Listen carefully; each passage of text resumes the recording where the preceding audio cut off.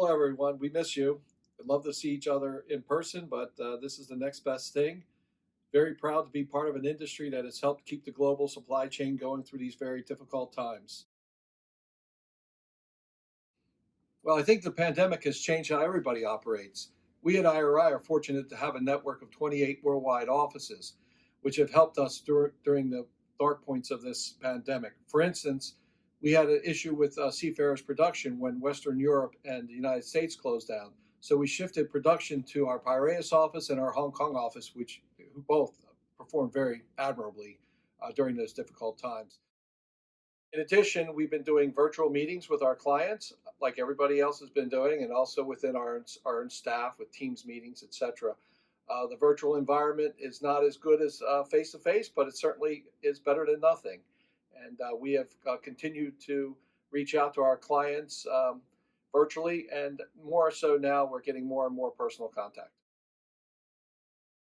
Well, of course, technology is playing an increasing role in how we all operate worldwide.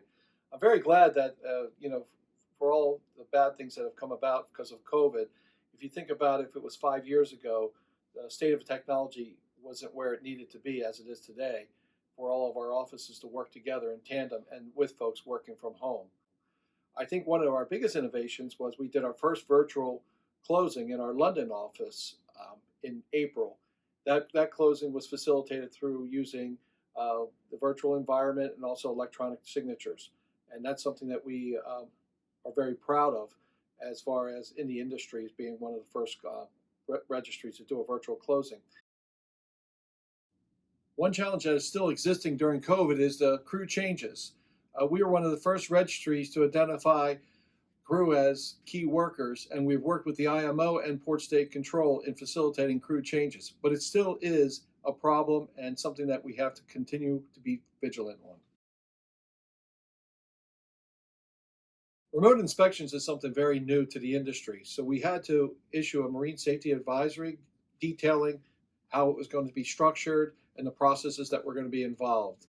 I'm proud to say that during the high point of COVID, we did 630 inspections remotely. And this is very important to us because we want to have oversight of our fleet. We want to be able to make sure that our fleet is operating at the highest level.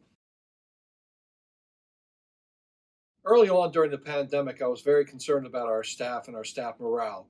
To me, I think with the uncertainty of the times, it breeds a lot of fear and apprehension. So I communicated as much as I possibly could with all of our staff worldwide to keep the operations going, but also to give as much information as possible so we're all working from the same page. I think that we overcame that very early on, and the collaborative efforts of our staff really were fantastic.